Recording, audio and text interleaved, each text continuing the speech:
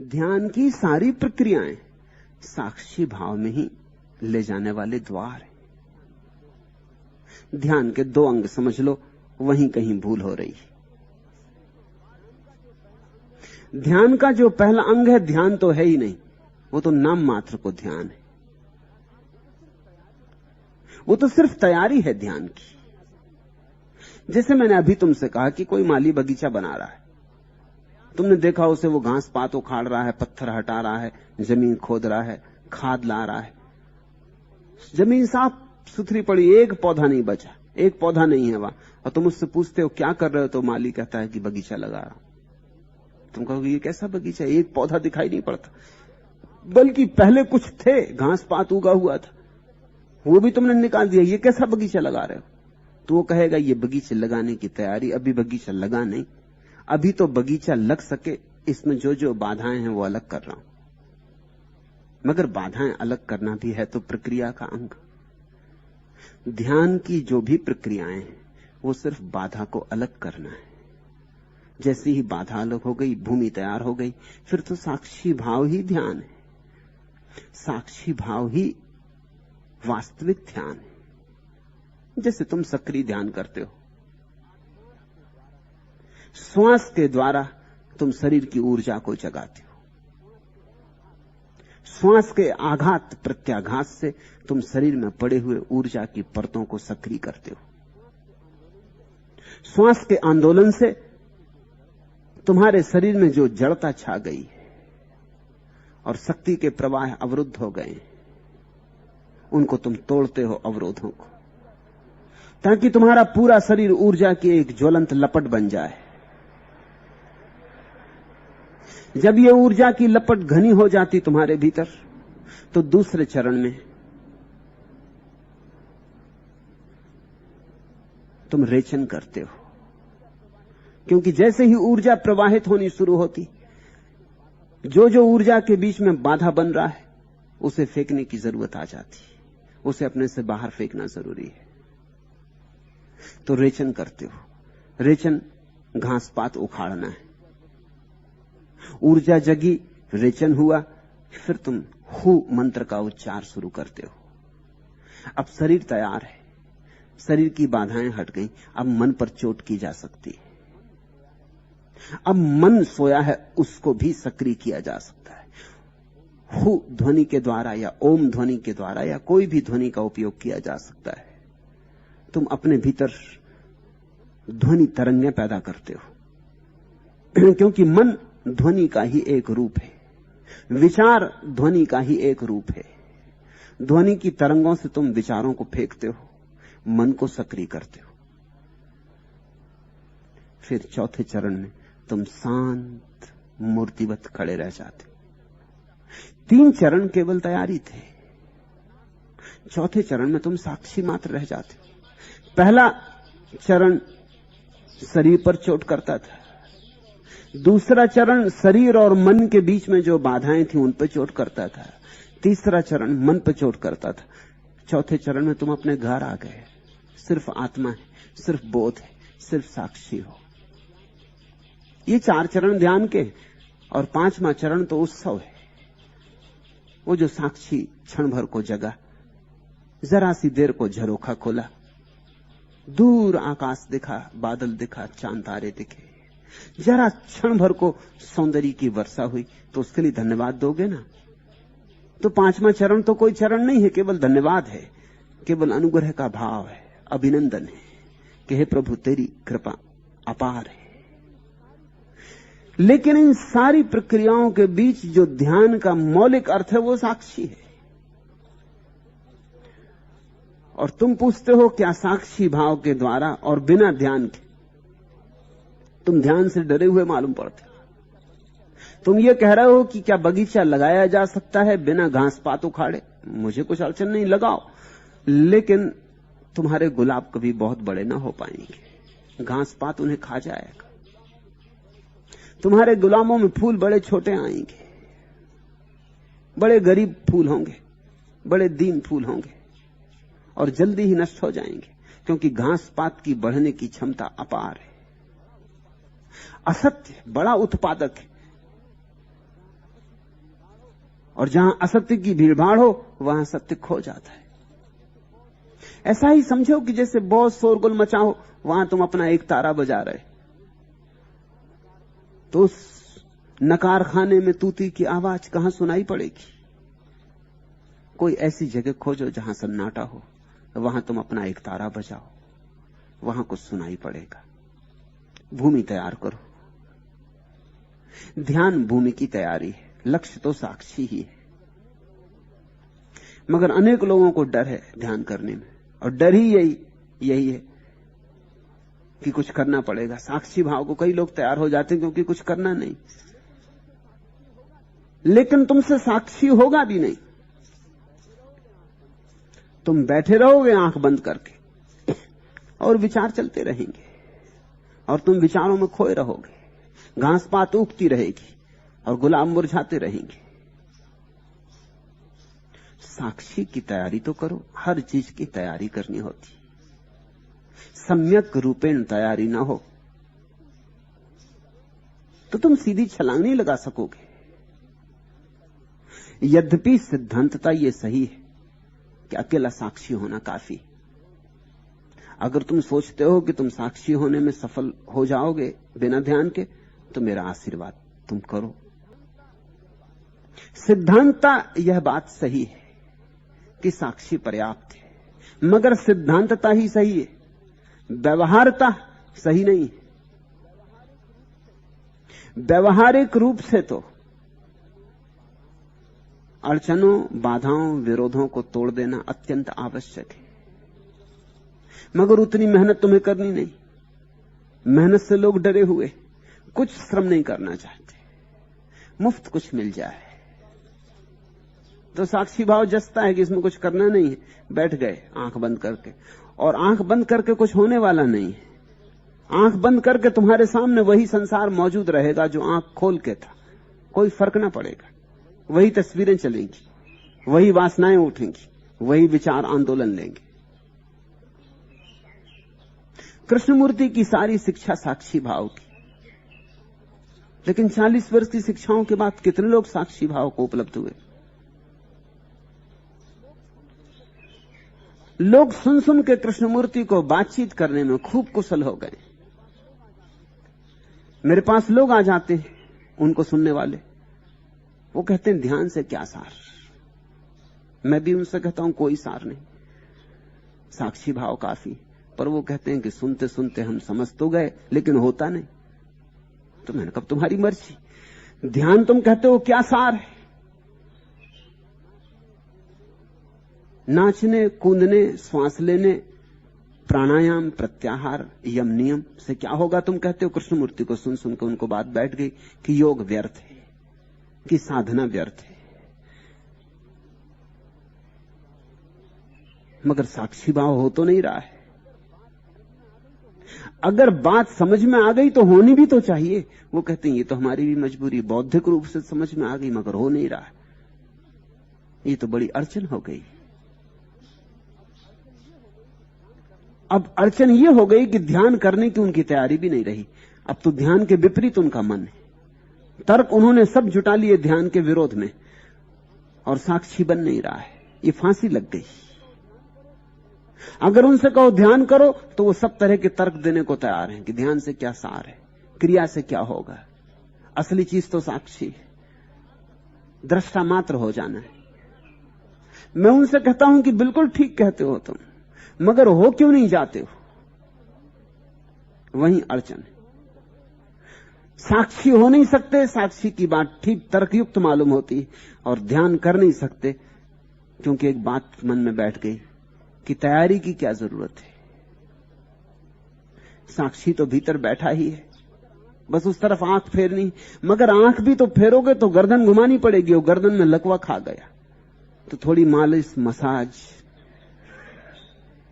थोड़ी औषधि, ताकि गर्दन थोड़ी मुड़ सके। जन्मों जन्मों से बाहर देख रहे हो तो गर्दन भीतर नहीं मुड़ती। जन्मों जन्मों से बाहर देख रहे हो तो आंख भीतर नहीं जाती। ये बात तो बिल्कुल सीधी सी है कि भीतर चले जाओ, सब वहां है, मगर भीतर चले कैसे जाओ? बाहर रहने की आदत हो गई। बाहर ही रहना जीवन का अर्थ हो गया। भीतर जाने का दरवाजा भी भूल गया है। भीतर की तरफ आंख भी नहीं मुड़ती, हाथ भी नहीं फैलते। तो मैं तो तुमसे ये कहूंगा, साक्षी से सधता हो तो शुभ, लेकिन व्यर्थ की सैद्धांतिक बातों में मत उलझ जाना। व्यवहारिक यही है कि तुम क्रम से चलो, क्रिया से शुरू करो और अक्रिया में जाओ, ध्यान से शुरू करो और समाधि में जाओ, उथले उथले जल से शुरू करो, फिर धीरे धीरे गहराई में जाओ, फिर अतल गहराइयों में जाओ। जल्दी मत करो, आहिस्ता आहिस्ता, क्रम क्रम से। मगर तुम जल्दी में मालूम पड़ते हो। प्रश्न बड़ा अद्भुत है, क्या सतत साक्षी भाव के द्वारा और बिना ध्यान के परम स्थिति को उपलब्ध नहीं हुआ जा सकता है? और उसके बाद पूछा है कि और जब सिर्फ साक्षी भाव रह जाए तो उससे भी कैसे मुक्त हुआ जाए? बड़ी जल्दी, अभी साक्षी भाव हुआ भी नहीं, अभी हुआ ध्यान भी नहीं है,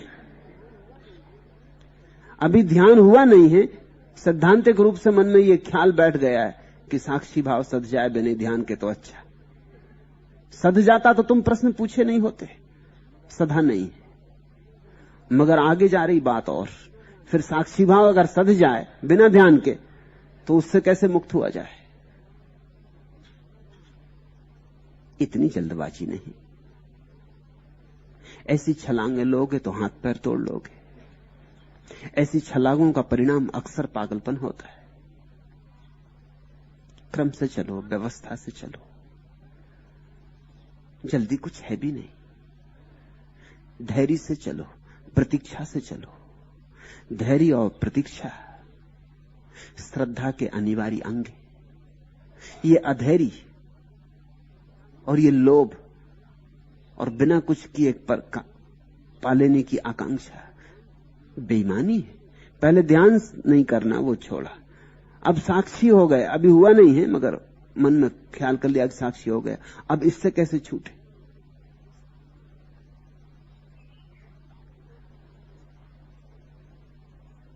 साक्षी से छूटने की कोई जरूरत पड़ती ही नहीं। जिस दिन साक्षी परिपूर्ण हो जाता है, साक्षी विसर्जित हो जाता है अपने आप। करने की बात वहां नहीं, करने की बात साक्षी के पहले, इसलिए ध्यान किया जा सकता है।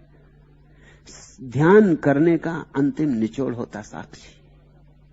फिर साक्षी के बाद तो कर्ता बचता ही नहीं। साक्षी का मतलब ही ये होता है कि अब दृष्टा ही बचा, कर्ता बचा नहीं। इसलिए तुम ये कैसे पूछ सकते हो संगत रूप से कि अब हम क्या करें कि साक्षी से छुटकारा हो जाए? कर्ता तो गया, तभी तो साक्षी आया। अब तो कृत्य का कोई उपाय नहीं, लेकिन साक्षी अपने से चला जाता है। उसके पीछे राज, जैसे दिया तुमने जलाया तो पहले तो तेल जलता है, फिर जब तेल जल जाएगा तो बाती जलने लगती, फिर जब बाती पूरी जल जाएगी तो ज्योति बुझ जाएगी। बुझानी नहीं पड़ेगी, क्या जरूरत बुझाने की, अपने से हो जाएगा। हां, अगर तेल हो तो बुझानी पड़ेगी। अगर तेल भरा है तो ज्योति अपने से नहीं बुझेगी, क्योंकि तेल ज्योति को जलाया जाएगा, तो तुम्हें बुझाने की प्रक्रिया करनी पड़ेगी। लेकिन तेल जल गया, अब बाती बची। अब बाती कितनी देर जल सकती? तेल तो बचा नहीं, इसलिए बाती अपने आप जलने लगेगी। जिस अग्नि ने तेल को जला दिया, वो अग्नि अब बाती को जला देगी, और आखिरी घटना वही अग्नि अपना आत्मघात कर लेगी। जब बाती भी जल गई तो अग्नि तिरोहित हो जाएगी। ध्यान से तेल जलता, साक्षी की अवस्था बाती की अवस्था है। फिर तुम्हें कुछ करना नहीं पड़ता। एक दिन तुम पाते हो साक्षी का आविर्भाव हुआ, बड़ी शांति उतरती, अपूर्व शांति उतरती, बड़ा सुख बरसता, महासुख। स्वर्ग तुम्हारे चारों तरफ निर्मित हो जाता, तुम्हारे जीवन में पुण्य की गंध आ जाती, पाप तिरोहित हो गया, वो तेल के साथ गया, संसार नहीं बचा। अब तुम एक स्वर्गीय दशा में होते हो। पर जब तेल नहीं बचा तो बाती कितनी देर बचेगी? थोड़ी देर में तुम पाओगे एक लपट उठी। साक्षी का भाव खूब गहन हुआ, जैसे कि बुझने के पहले बाती में लपक उठती और मरने के पहले आदमी में लपक उठती, ऐसे ही तुम्हारे भीतर अहंकार के बिल्कुल बुझ जाने के पहले एक लपक उठती, लपट उठती, आखिरी झलक। खूब गहन साक्षी हो जाएगा। सारी बाती जलने लगी, तेल तो बचा नहीं है, बाती पूरी जल रही, रोशनी एकदम फैल जाएगी। तुम भीतर बड़ा सुख, बड़ा स्वर्ग पाओगे। और तब बाती भी गई। नरक चला गया तेल के साथ, स्वर्ग चला जाएगा बाती के साथ। पाप गया तेल के साथ, पुण्य चला जाएगा बाती के साथ। फिर जो बचता है उसको हमने मोक्ष कहा, इसलिए नया शब्द खोजा, उसके लिए स्वर्ग नहीं कहा। स्वर्ग उसको क्या कहना? पहले दुख गया, सुख बचा, फिर सुख भी गया, और जब सुख दुख दोनों चले जाते हैं तो बच जाता है जो उसी को हमने आनंद कहा है। वो तीसरी दशा है। आनंद जैसा शब्द दुनिया की किसी भाषा में नहीं, मोक्ष जैसा शब्द दुनिया की किसी भाषा में नहीं। स्वर्ग और नरक अरबी में है, अंग्रेजी में है, फ्रेंच में है, इटालियन, जर्मन में, लेकिन मोक्ष जैसा कोई शब्द नहीं, निर्वाण जैसा कोई शब्द नहीं। तीसरा शब्द हमारे पास है, क्योंकि हमने आत्यंतिक दशा भी जानी, मिट जाने की वो आखिरी दशा भी जानी। इसलिए ईसाई फकीर जब खोज करता तो स्वर्ग की खोज करता है। लेकिन अगर तुम पूर्वी मनीषी से पूछोगे तो वो कहेगा स्वर्ग की भी क्या खोज, खोज ही करनी हो तो मोक्ष की करो, जहां स्वर्ग भी ना रहे। समझना, जब तक सुख है तब तक दुख छाया की तरह मौजूद रहेगा। जब तक रोशनी है तब तक अंधेरा रोशनी की परिभाषा करेगा। दिया जल रहा है तो कमरे में रोशनी है, लेकिन एक किनारा है जहां अंधेरा खड़ा है। अंधेरा तो मिटना ही चाहिए, रोशनी भी मिट जानी चाहिए। दुख तो मिटना ही चाहिए, सुख भी मिट जाना चाहिए। उस दशा को हमने परम दशा कहा है, परमात्मा दशा कहा है। वही स्थिति भगवत्ता की, भगवान की। उसी व्यक्ति को हमने भगवान कहा है जिसका दुख गया, सुख गया, जिसका द्वंद्व गया, जो द्वंद्वातीत हुआ। तो तुम्हें कुछ करना ही है अभी, तो ध्यान करो। तुम विचार कर रहे हो साक्षी कैसे छोड़ें, करने का काम पहले निपटा लो। वो तुमने नहीं निपटाया तो पीछे तुम्हें दिक्कत देगा। वो बची रहेगी वासना करने की, वो अभी बची है। अब तुम पूछ रहे हो कि साक्षी रह जाएगा, फिर क्या करें, उससे छुटकारा कैसे हो? ये करने की वासना मत बचाए रखो, ये तेल मत बचाए रखो, ये तेल जाने दो, ये ध्यान में ही निपटा लो। जितना उछलना कूदना है उछल लो, कूद लो। करने का जो भाव है उसे ध्यान में पूरा कर लो। करने की जरा भी वासना न रह जाए। जरा भी वासना रह गई, तेल बचा रहा तो फिर बाती अपने से न बुझेगी। और ख्याल रखना, अगर तुमने बाती बुझाई तो फिर लौट के आना पड़ेगा, क्योंकि बुझाते समय तुम तो बचोगे ना, बुझाने वाला बचेगा। जब बाती अपने से बुझती तो फिर लौट के नहीं आती। उसको बुद्ध ने कहा है वैसी चेतना अनागामी हो जाती, उसके लौट के आने का उपाय नहीं बचा, उसका आवागमन समाप्त हो जाता है। तुमने बुझाया तो तुम्हारी वासना भी बची है, नहीं तुम किस लिए बुझा रहे हो? बुझाने की जरूरत क्या है, क्या प्रयोजन? जब बुझेगी बुझ जाएगी।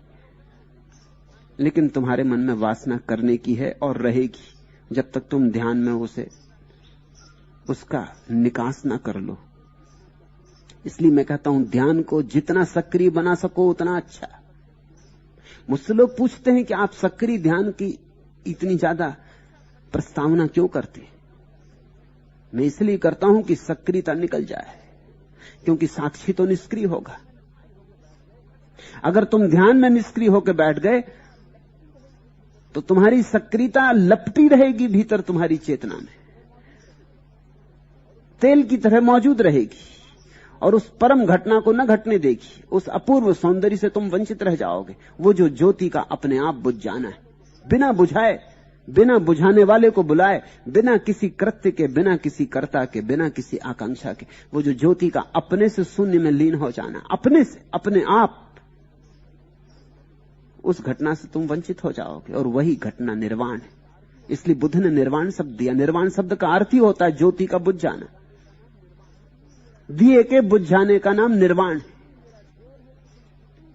इसलिए मेरा जोर है कि तुम जितनी सक्रियता से ध्यान कर सको उतना अच्छा है, ताकि सक्रियता की, कर्ता की वासना छीन हो जाए, साक्षी बचे, कर्ता का भाव जरा भी ना बचे। कर लिया जो करना था, दौड़ चुके जितना दौड़ना था, थका लो अपने को,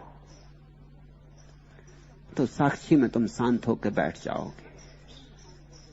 और साक्षी में तुम पूर्ण शांत होकर बैठ गए, जरा भी कर्म की वासना न रही कि ये करूं, वह करूं, ऐसा करूं, वैसा करूं, तो तेल गया। फिर तुम निश्चिंत रहो, ये बाती अपने से जल जाएगी। और जिस दिन बाती अपने से जल के तिरोहित होती शून्य में, उस दिन परम घटता है, उस दिन सच्चिदानंद घटता है, उस दिन समाधि।